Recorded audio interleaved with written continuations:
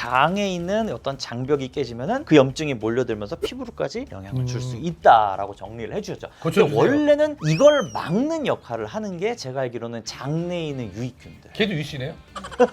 역시 유씨가 훌륭하신 그래, 분들이 유익균아. 많습니다. 네. 이 장내에 있는 유익균들이 이걸 원래 막아주는 역할을 해야 되는데 네. 특히 이제 프로바이오틱스는 면역 조절도 해주고 이제 염증 억제도 해주고 특히 이제 체내에 있는 항산화 능력을 활성화시키는 능력까지 있어서 피부염의 예방과 또 회복에도 굉장히 중요하다고 이제 알려져 있거든요.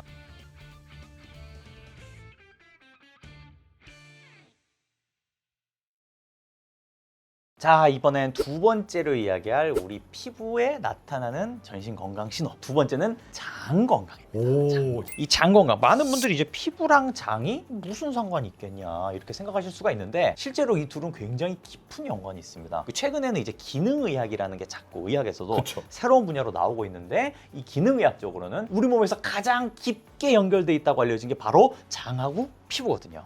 맞습니다. 저희 진료실에서도 자주 오시는 30대 여성분이 계세요. 이분이 항상 교수님 소화가 잘 안 되고 조금만 체한 것 같고 변비였다가 설사였다가 그리고 어떨 때 또 괜찮다고 하다가 또 부글부글 한다고 이런 증상으로 자주 오시는 분이 계세요. 사실 이분의 그 증상은 이제 과민성 대장 증후군이죠. 근데 과민성 대장 증후군으로 다니시는 분인데 꼭 피부과를 같이 가세요. 여드름도 자주 나는데 이분이 그 생리 전에 피부 트러블이 심하다고 늘 오시거든요. 그러니까 장 때문에 저한테 다니고 그렇죠. 그리고 생리통이 심해서 산부인과 가고 또 피부 질환이 있어서 같이 다니고 이렇게 보면 뭔가 연관이 있겠다? 자기 얘기라고 말씀하시는 분 많이 계시는데 이건 많으실 것 같아요. 맞습니다. 정말 많으실 맞습니다. 것 같아요. 자, 실제로 피부에 발생하는 이상들을 그때그때 맞춰가지고 치료를 하기는 하는데 장 문제가 그대로 있다면 사실 치료를 아무리 한다고 하더라도 뭐 금방 재발을 하거나 다시 돌아오거나 다시 안 좋아지거나 이럴 수가 있겠죠. 그래서 요즘 피부과에서는 질환적으로 접근을 했을 때 장의 건강 상태 그리고 장내에 있는 이제 미생물들 우리가 이제 마이크로바이옴이라고 하는 이 장내 미생물들의 상태 이런 게 이제 피부 건강을 좌우하는 굉장히 중요한 변수다 이런 게 막 좀 많이 밝혀지고 있습니다. 영등포에 있는 3대 피부과 개피부과의 김신 원장님은 피부 내과를 하시는 것 같습니다. 저희들 먹고 살기 좀 해주십시오. 좋습니다. 지금 보면 많은 분들이 이렇게 생각하실 거예요. 소화가 잘 안 되고 방구가 많이 나오고 변비랑 설사가 반복되고 생리통이 심하고 근데 이게 피부랑 무슨 관련이 있을까라고 생각하시는 분이 많은데 실제로 우리 위, 장, 소화 기능만 있는 것이 아닙니다. 단순한 소화기관만이 아닌 여러 가지 역할을 해요. 연구결과를 한번 볼까요? 이게 면역학적으로 장이 굉장히 중요한 게 전체 면역세포 생산의 약 70%가 장에서 나온다는 연구결과도 있습니다. 장내 환경이 얼마나 건강한지에 따라서 전신의 면역 상태에 영향을 주고요. 당연히 피부 장면 면역에도 밀접하게 영향이 되겠죠. 면역 얘기해 주셨는데 지금 항상 저희 피부 쪽에선 강조를 하는 게 이 우리 몸에 이제 innate immunity 우리가 타고난 선천 면역은 거의 피부에 또 많이 있거든요. 계속 방어를 해야 되니까. 근데 생각을 해보면은 장이라는 게 바깥에서 들어오는 걸 먹지 않습니까? 그렇죠. 그러니까 장의 안쪽도 사실은 외부란 말이에요. 그쵸. 외부 물질이 들어오니까. 약간 제가 해삼이 된 느낌이에요. 그런 얘기하니까. 그러니까 결국 보자면은 피부랑 장은 둘 다 뭔가 외부의 거를 방어를 해준다. 흡수도 하지만 방어를 하기 위해서 면역이 많이 몰려있다. 이제 이런 게 또 같은 공통점이 있을 것 같은데 자 그래서 요새 나오는 이론이 하나 있습니다. 뭐죠? 겉 스킨 엑시스. 충통도 사투리인가요? 거시기? 아니 거시기가 아니고 네. 겉. 겉. 자, 한국말로 할게요. 네. 장, 피부, 축이다라고 해서 그렇구나. 장과 피부가 사실상 하나의 축을 이루고 있고 사실상 하나의 몸처럼 하나의 장기처럼 굉장히 붙어 있고 같이 기능을 한다라는 얘기인데 자, 지금 보시면은 이게 2021년도에 경희대 의대에서 나온 이제 논문 내용이거든요. 네. 장과 피부가 면역학적으로도 뭐 호르몬적으로도 굉장히 대사적으로 서로 신호를 주고받는다는 얘기죠. 그래서 장과 피부가 실제로는 멀리 떨어져 있는 것처럼 보이지만 실제로는 장과 피부가 직통전을 가지고 계속해서 소통을 한다는 얘기죠. 오늘 뭐 먹었니? 그럼 피부가 뭐하고 장이 뭐하고 이렇게 서로 영향을 주다 보니까 장의 건강 상태가 예를 들어서 뭐 염증 물질이나 호르몬을 타고 장에서 들어온 게 그대로 피부로 오고 그러니까 예를 들어서 긍정적인 영향이 있으면은 피부에도 좋은 영향을 주고 나쁜 게 들어오면은 피부에도 나쁜 영향을 주게 되겠죠. 또 그게 끝이 아니고 거꾸로 피부에서도 문제가 생기면 그게 거꾸로 장에게 연결이 돼서 장 상태를 안 좋게 만들 수도 있고요. 지금 말씀을 들어보니까 이런 장과 피부 서로 영향을 좌지우지하는 게 크게 두 가지가 있을 것 같아요. 우선은 장 자체에 질병이 있는 경우 예를 들어서 뭐 만성변비라든지 염증성 장질환의 대표적인 질환인 크론병 이런 경우가 있을 때는 장내에 직접적인 면역 반응이 뒤집어지고 또 쉽게 감염이 일어날 수도 있죠. 또 하나가 뭐냐면 장내 미생물 요즘에 이제 유행하는 말 있죠. 마이크로바이옴 그냥 유산균 뭐 등등등 이게 그냥 같이 있는 우주 같은 거라 생각하시면 됩니다. 이렇게 우리 장내에는요 우리 몸과 공생을 이루는 장내 미생물들이 굉장히 종류가 많거든요. 근데 이런 것들이 서로 균형을 이루고 있는 동안에는 우리 전신 건강에도 좋고 이런 것들이 우리 몸에 잘 반영이 됩니다. 근데 스트레스라든지 과도한 음주 또는 불규칙한 식사, 여러 가지 감염 질환 등으로 인해서 마이크로바이옴의 균형이 깨진 디스바이오시스가 오게 되면은 이것이 장을 넘어서 우리 몸 전체에 염증 반응으로 나타날 수가 있습니다. 자, 우리 장내에는요 여러 세균이 있어요. 우리 몸에 유익한 작용을 하는 유익균이 있고 또 없으면 좋겠지만 어느 정도 있으면서 우리 몸에 균형을 하는 유해균이 있다고 가정을 해보면 만약에 이 세포가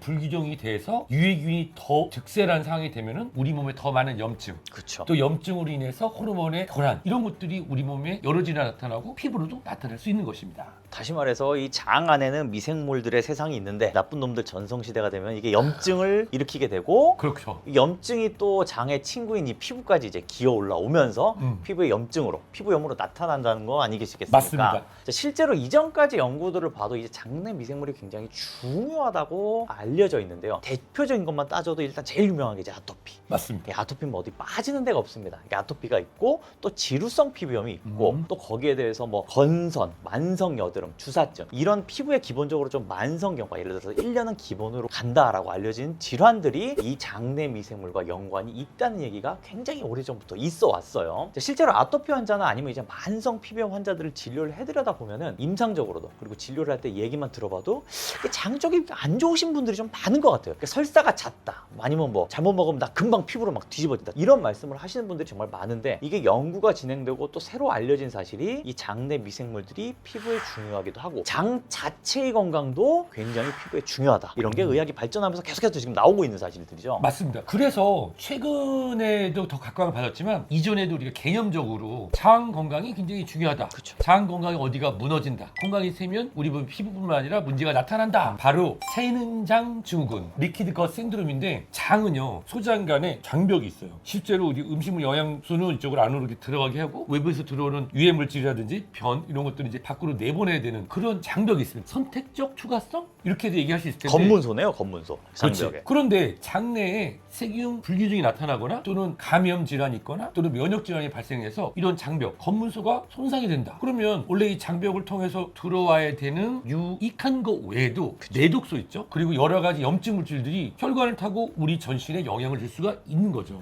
즉 장은요 어떤 것은 투과시키고 어떤 것은 투과하지 말아야 되는 선택적 투과성을 갖고 있다고 말씀드렸는데요. 이런 선택적 투과성이 고장나면서 세균, 독소 그리고 우리 음식물에 들어가는 여러 가지 첨가물질 이런 것들이 혈류로 넘어오게 되면은 이 장내뿐만 아니라 장기 손상을 주고 또 피부에 염증을 유발하고 또 피부에 과민 반응이 나타날 수 있는 겁니다. 예전에는 그냥 새는장 증후군 하면 영양 부족, 설사, 그다음에 간 질환 이런 것만 생각했는데 피부 질환하고 밀접한 연관이 있다는 사실 다 아시게 됐을 것 같습니다. 그래서 장에 이제 장벽이 있다. 얘가 이제 장을 자체를 지켜주는 역할을 하는데 이게 약해져서 장에 있는 어떤 장벽이 깨지면은 그 염증이 몰려들면서 피부로까지 영향을 줄 수 있다라고 정리를 해주셨죠. 그렇죠. 근데 원래는 이걸 막는 역할을 하는 게 제가 알기로는 장내에 있는 유익균들. 걔도 유씨네요?